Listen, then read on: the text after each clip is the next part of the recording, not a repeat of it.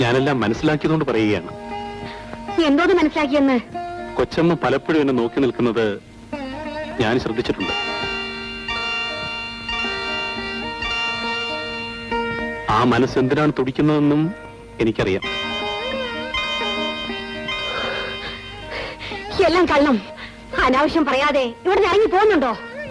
ഞാൻ പോയേക്കാം. പക്ഷെ കൊച്ചമ്മയ്ക്ക് പറ്റിയ തെറ്റിന് എന്നെയാണോ ശിക്ഷിക്കേണ്ടത്? എനിക്കതിൽ വിരോധമില്ല. ഞാൻ പോകുന്നു.